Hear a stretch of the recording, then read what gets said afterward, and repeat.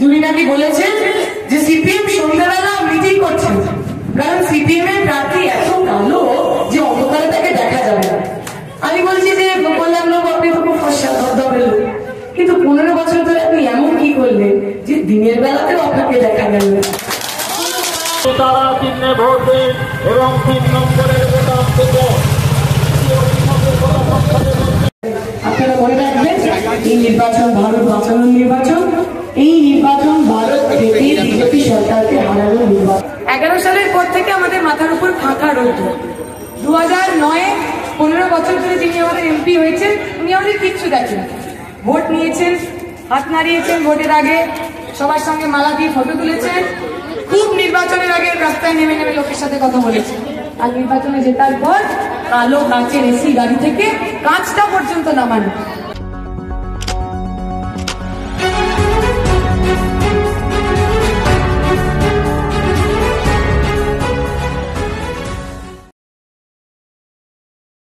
যে একটা দুটো এমপির ওপর নির্ভর করছে আগামী দিনে কেন্দ্রীয় সরকারকে তৈরি করবে, এবং যদি আপনার এমপির নাম কল্যাণ ব্যানার্জি হয়, এই গ্যারেন্টি কি এখানে কোনো তৃণমূল নেতা দিতে পারবেন যে আগামী দিনে বিজেপি যদি একটি এমপিকে কিনতে হয়, কল্যাণ ব্যানার্জি তাতে বিক্রি হবে? আমি চ্যালেঞ্জ দিচ্ছি, তৃণমূলের কোন নেতাকে এসে বলে যেতে পারেন যে যাই হয়ে যাক না কেন আমার এমপিকে কেউ কিনতে পারবে না, আমরা আমাদের কথা ফেরত নিয়ে নেব। কিন্তু এই কথা আমি বলতে পারি, যতজন এখানে রয়েছে আমার প্রত্যেক কর্মীর সমর্থক এক কথায় গ্যারেন্টি দিতে পারে, লাল ঝান্ডার কর্মী, লাল ঝান্ডা যিনি এমপি হবেন তিনি মরে যাবেন, তবু শির দ্বারা বিক্রি করবেন না,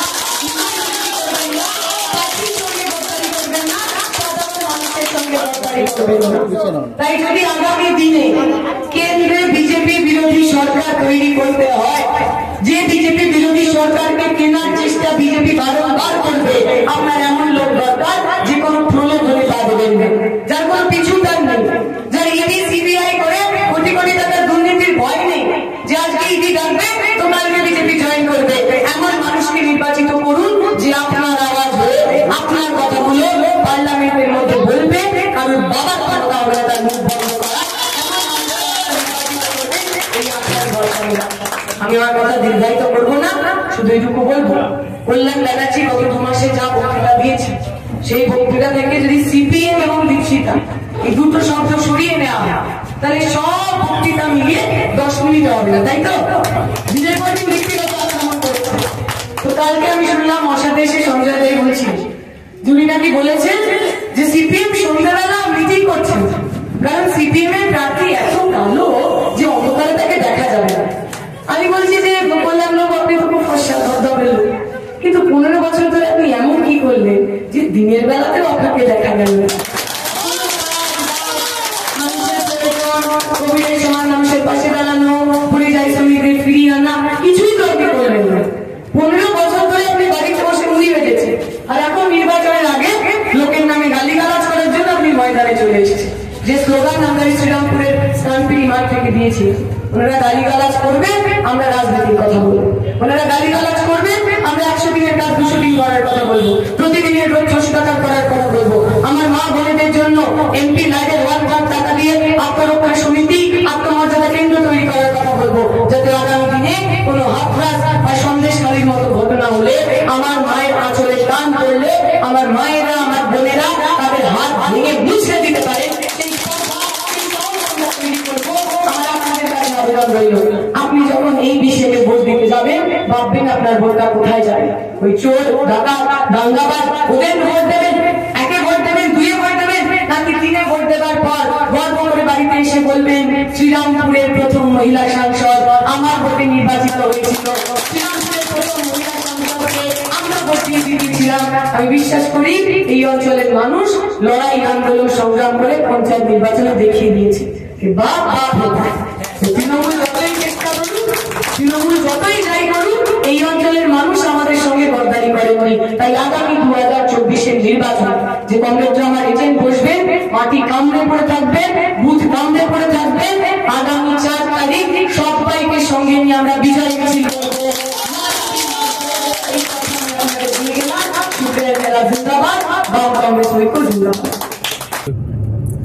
নমস্কার, রাই বাংলা থেকে আমি শুভাশিস। এই মুহূর্তে দীপশিতাকে সারা দিনের পর পেয়েছি এই দুপুরবেলা। সকালবেলা জাঙ্গিপাড়া থেকে, হরিপাল থেকে রাজবোলাট হয়ে আজকে জগৎবল্লভপুরে শেষ দেখা পেয়েছি। ওকে ধরতে পেরেছি, যদিও গাড়ির মধ্যে। এত ব্যস্ততা, এত মানুষের চাহিদা পূরণ করে আসছে, না খাওয়ায় অবস্থায় আছে, তবু আমাদের আবদার মেটাচ্ছে। দীপশিতা, রাই বাংলাতে তোমাকে স্বাগত। প্রথম কথা বলি, তোমার এই যে রাজনীতিতে আসা, একেবারে বাচ্চা দীপশিতা, জেএনইউ থেকে যা শুরু, দিল্লি থেকে শুরু হয়ে আবার দিল্লির জন্য অভিযান, কেমন লাগছে? ভালো লাগছে আমার কাছে। দিল্লি তো আমার বড় হওয়ার অনেকটা জায়গায়, যদি 10 বছর গেছি ছাত্র রাজনীতি ইত্যাদি। ফলে আমার কাছে ওইখানে অন্য আর একটা ভূমিকা পালনের জন্য পশ্চিমবঙ্গের মানুষ, রামপুরের মানুষ আমাকে দায়িত্ব দেবে। আমি ওদের মাথা উঁচু করবো, মাথা হেড করবো না, এই আশাই ভরসায় করাই না। মানে হেড বলতে পাবলিকের কাছে বলতে চাইছো?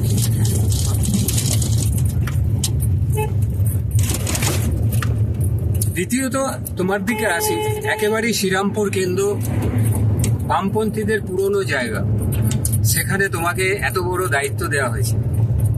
তোমার ফেসবুকের ফ্যান ফলোয়ার, তোমার এই নতুন জেনারেশন তোমাকে কিভাবে আপন করে নিচ্ছে, তুমি কিভাবে দেখছো সেটা, কি রেসপন্স পাচ্ছ? মানুষ যথেষ্ট আশাবাদী।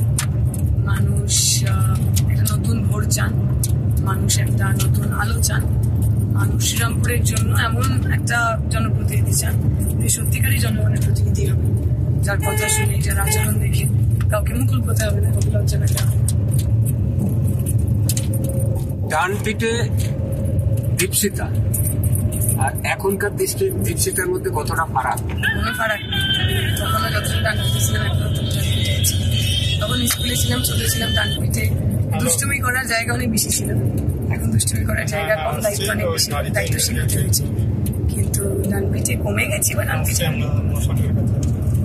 সরাসরি রাজনীতির দিকে আসি। কল্যাণ ব্যানার্জি তোমার অপোজিটে, তোমাকে নানাভাবে কটূক্তি করেছে বা ব্যক্তিগত আক্রমণ করেছে, সেগুলো সামলাচ্ছ কি করে? উনি যে এরকম করবেন এটাই তো আমরা আশা করেছিলাম। যে ভদ্রলোক বুদ্ধদেব ভট্টাচার্যকে নিয়ে কমেন্ট করতে পারেন, মন্তব্য করতে পারেন, সেই ভদ্রলোক, আমি একটি মেয়ে, ওনার যে কম বয়সী, ওনাকে এত কড়া প্রশ্ন করছি, ওনাকে এত কঠিন চ্যালেঞ্জ দিচ্ছি। উনি ব্যক্তিগত আক্রমণ না করলে বরং আমি আশ্চর্য হতাম। উনি ব্যক্তিগত আক্রমণ করে প্রমাণ করিয়েছেন যে উনি ওনাতেই রয়েছে। ওনার মুখের ভাষা, ওনার আচরণ, ওনার রুচি, ওনার সংস্কৃতি, সেটা যতটা নোংরা তখন ছিল, এখন অতটাই রয়েছে। বয়সের সঙ্গে সঙ্গে কিছুই তাদের উন্নয়ন বা কল্যাণ হয়নি। যে সিপিএম শূন্য ছিল, দীপশিতাকে কি ভয় পাচ্ছে? সেখান থেকেই কি তারা ভয় পাচ্ছে না? হ্যাঁ, সিপিএম কে ভয় পাচ্ছে, বামপন্থীদের ভয় পাচ্ছে। শ্রীরামপুরের ক্ষেত্রে বাম কংগ্রেস যে জোট হয়েছে, যে ঐক্য হয়েছে, সেই ঐক্যকে ওনারা ভয় পাচ্ছে। এবং ফলে ব্যক্তিগত আক্রমণ, ফলে এই ধরনের নোংরা কথাবার্তা বলা, ওনার পায়ের তলার যে মাটিটা নড়বড়ে হয়ে গেছে, উনি এতদিনের পুরনো সাংসদ, সবার চেয়ে ভালো উনিই বুঝছেন। সন্দেশখালী একটা চর্চার মধ্যে এসছে এবং সেখানে আজকে বলা হচ্ছে সব ঘটনাই মিথ্যা। তুমি একজন নারী হয়ে তুমি এটাকে কিভাবে দেখছো? এই যে মহিলাদের ওপর নির্যাতনকে মিথ্যা বলার ট্রেন্ড তো তৃণমূলের নতুন না। আমাদের পার্কস্ট্রিট মনে আছে, সুজিত চৌহান মনে আছে, কামদুনি মনে আছে, কাকদিন মনে আছে। সমস্ত ক্ষেত্রে নারী নির্যাতনের ঘটনাকে ওনারা নস্যাৎ করতে চেয়েছে, ওনারা ডিনাই করতে চেয়েছে। ফলে যেখানে যেখানে নারী নির্যাতন ওনার রাজ্যে হয়েছে, সে সবটাই মিথ্যে ঘটনা। অথচ সেই মমতা ব্যানার্জির মণিপুর নিয়ে কত সরব, সেই মমতা ব্যানার্জি দিল্লির বুকে যদি কোনো ঘটনা থাকে নিয়ে কত সরব, এগুলো অ্যাবসলিউট হিপোক্রেসি। এরা দ্বিচারী দল।